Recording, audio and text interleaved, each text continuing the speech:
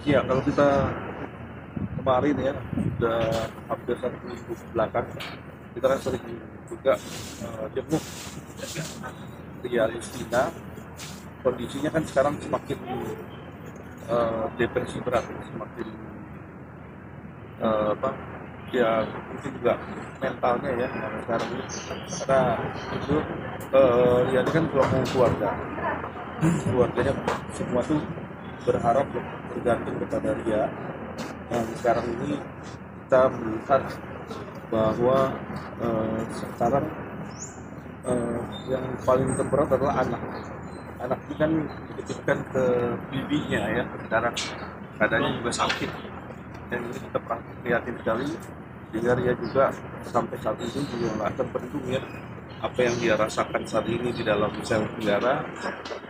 Eh, saya juga berharap ini cepat bisa selesai, apa yang menjadi langkah-langkah yang bisa memberikan satu solusi yang terbaik tentunya.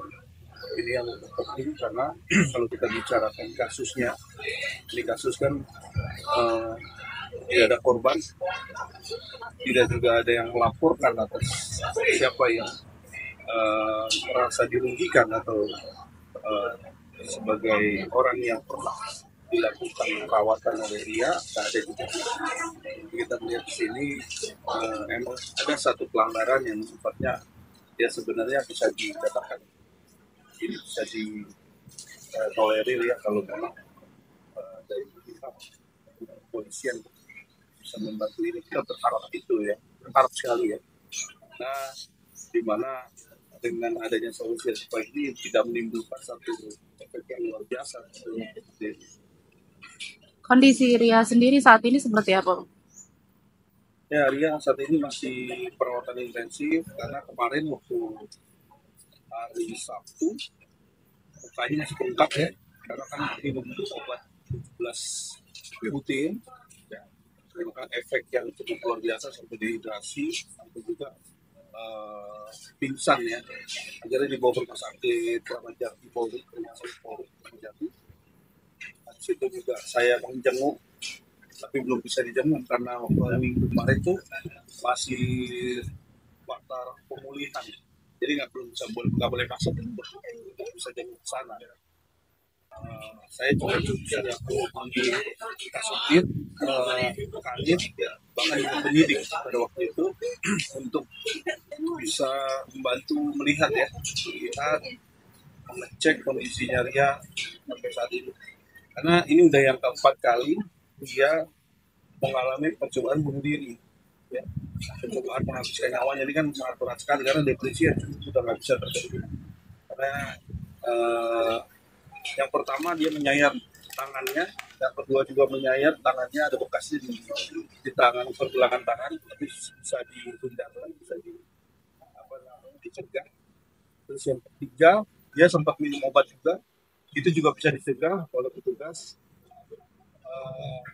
Yang keempat kemarin dia juga udah gak kuat lagi, dia minum lagi dan juga menjedotkan kepalanya.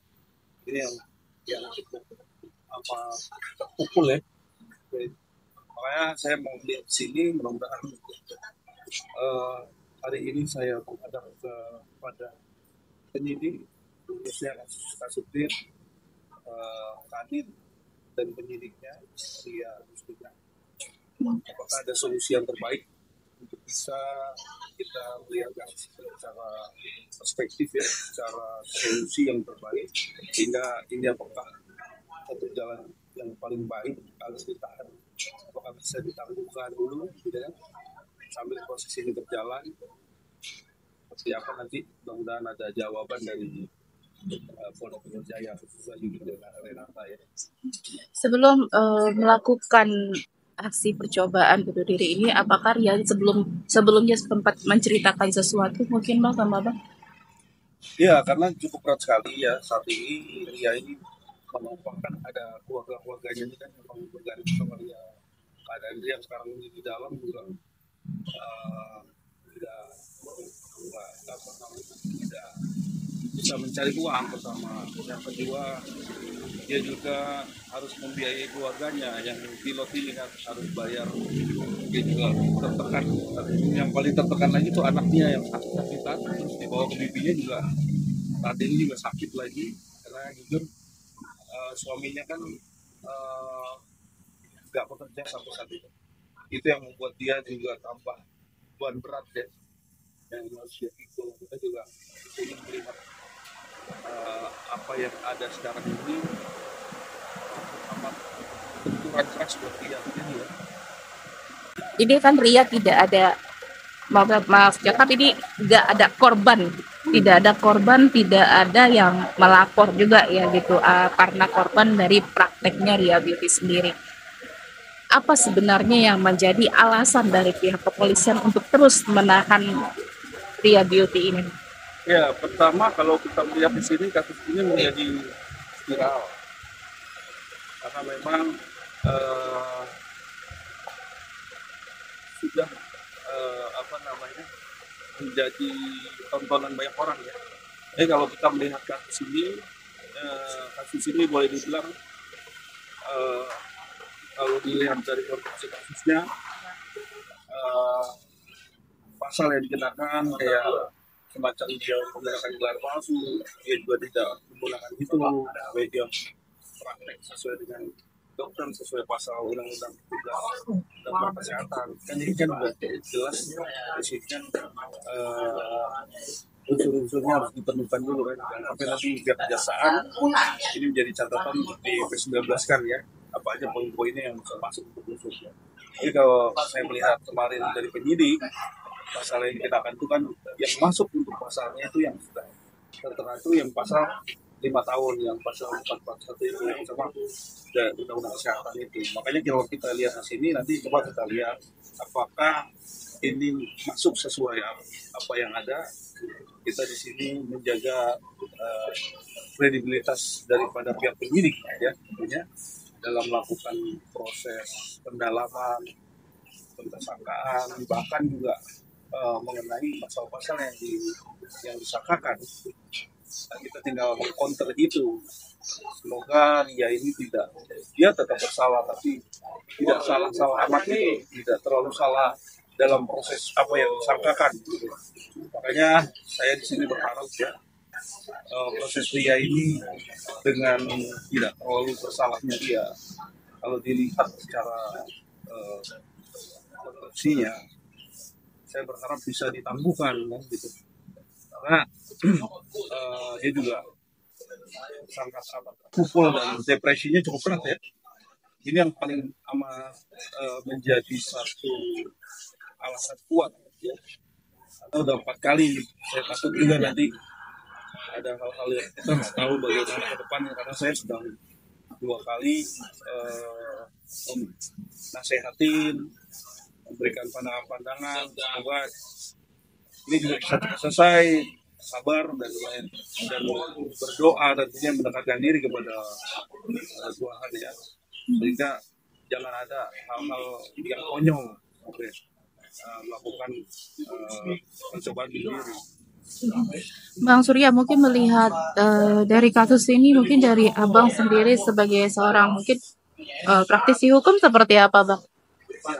Seperti yang tadi Pak sampaikan, bahwa kesalahan Ria ini tidak ada korban, tidak ada yang dirugikan, bahkan tidak ada yang membuat orang itu celaka ya.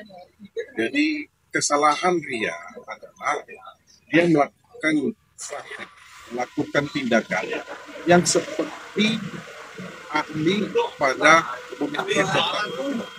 Nah, inilah yang disangkakan oleh pihak polisi dengan undang-undang kesehatan. Jadi kiranya pihak polisian melihat kasus ini dengan yang jernih, dengan yang objektif, ya, sehingga bisa memberikan satu ruang, memberikan memberikan dia ampunan ataupun memberikan keringanan lah ya.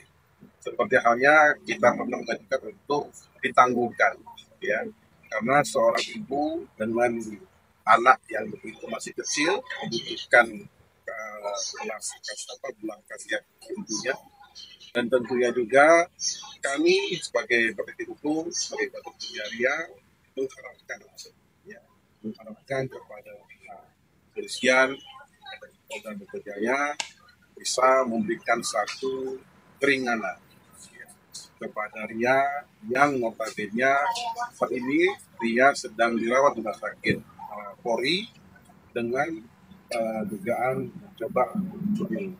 Jadi itu yang harus kita perhatikan, dan kami yakin bahwasanya pihak kepolisian bisa memberikan tindakan hukum yang baik sehingga bisa lebih optimal.